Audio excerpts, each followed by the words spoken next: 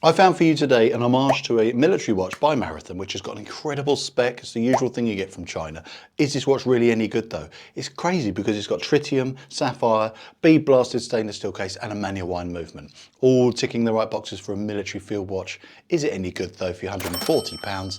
That's why I'm here. I want to share this watch with you. Let's have a closer look. Here it is, the Merkur military watch design. First thing I'm going to discuss with you is the things which I don't think are very good. First thing is this strap. Not the quality, I just don't like this camouflage effect. I knew before I even had it arrive, I was going to swap it out to a NATO style strap. And that's what you've been seeing on, and you'll see it throughout my B-roll, on this CWC strap I bought for about £11, £12, I can't remember how much, but it's not an expensive strap, but these are great.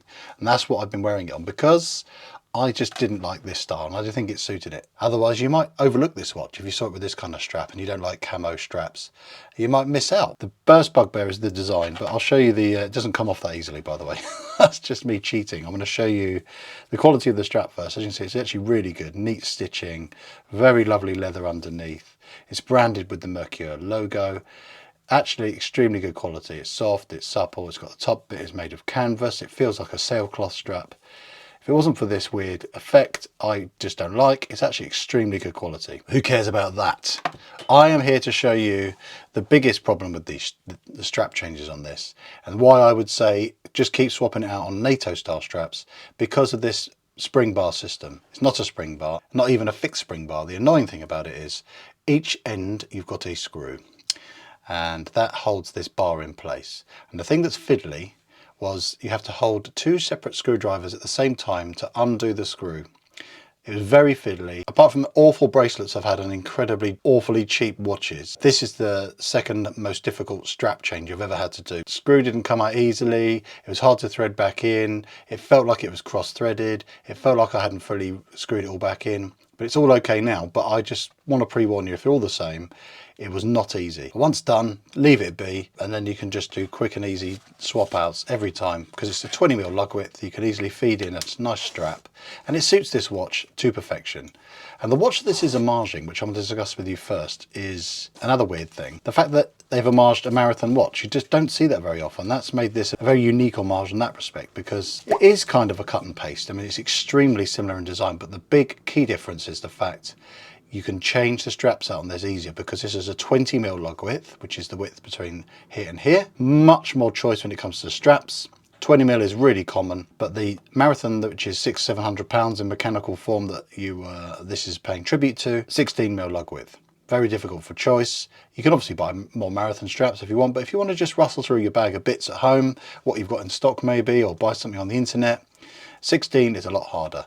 That's why I think this has changed it out. And the other key benefit obviously is this is alarmingly cheaper compared to that Marathon watch. But flipping back to the negatives of this watch is 50 meters water resistance is not great. It's always the same in field style watches. You always get 50 meters because they're not really meant for getting too wet. But I think if you want something which is versatile as a military watch, I think it should be go anywhere and do anything. 50 meters is a bit compromised. The other thing is they say on the back in very small writing, really hard to pick out, but it says in this micro print here, which I had to retune my eyeballs to see, they're referring to the fact it's got a 3-position adjusted movement. I think it's the third line down. I put it on my time grapher. I forgot to record that footage, but in a nutshell, it's not running extremely well. It's not, they said they've adjusted it in 3 positions, but it's not running as well as I would have liked. For a relatively affordable manual wind Chinese movement with 17 joules and a day-and-a-half power reserve, it's okay, and it's an affordable cheap watch. But they're reliable, rugged, robust movements, and it's nice having something you can just get up every morning, just give it a top-up manual wind. You'll know when it's fully wound because it just won't go anymore. Don't force it because you will break it. Nice easy crown as well, 6.9mm, so it's got an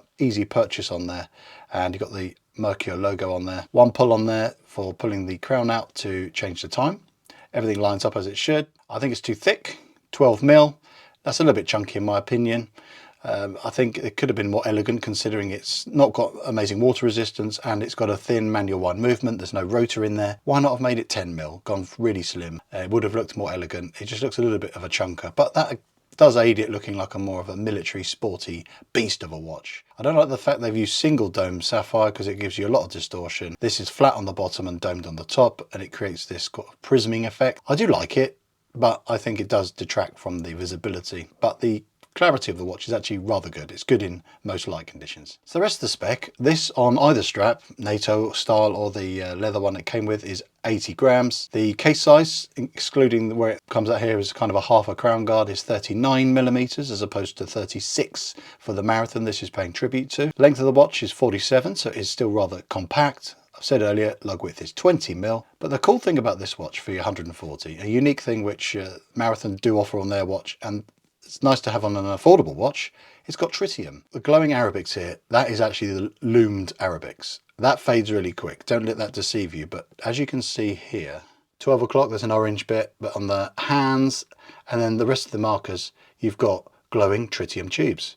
It doesn't look like it's glowing like a torch, tritium doesn't. What it does is it has a consistent glow, and when it gets dark, you can see it very clearly. It's better to have something that actually is consistently good enough to be useful than to have something which has a bit of show about it and then fades off quick. But over time, when that fades, say 15 to 20 years, it's kind of a disposable watch then, because once the tritium doesn't work anymore, it's not really got, you won't be able to see this in the dark at all, and its unique selling point is gone. But that's the same with any tritium watch.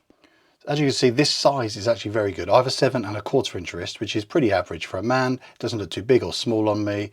Even though it's 12 thick with the extra material from the NATO strap underneath it, it doesn't wear too tall. I think it's a relatively short length, which helps it just conform to the wrist quite quickly. And it's light, 80 grams, including a strap, is not heavy at all. So it's going to feel really good on your wrist. It's a bit of a niche choice, a really niche choice. I mean, everyone knows about Rolex Submariners and things like that, there's been millions of homages to those because everyone recognizes that watch.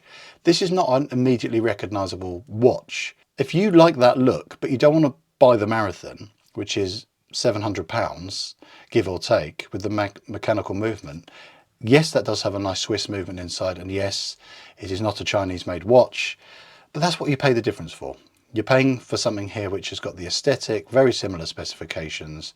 It's kind of a little version of that watch, if you will. That's the best analogy I can think of. Again, the flip side to that for me is, someone who likes watches that are military style, I actually appreciate something with the provenance.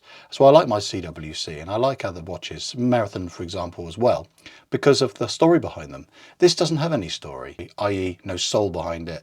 You're paying for a spec monster which looks good, and that's okay, and that's what we pay less for. You pay more if you want to have that story and that provenance, and you pay less if you just want something which has been made in a factory in China to a very good standard. This is a good example of what you can get. Would I recommend it? I'd say be wary of the things I've highlighted. But overall, it's a handsome looking thing, really good build quality. Bead blasting is all extremely smooth. You can tell this has been well made. That's what it has to be, because military style watches, they're minimalistic and simple. And if you mess it up, it's really obvious. Thanks so much for watching my video, guys. See you in the next one. Bye for now.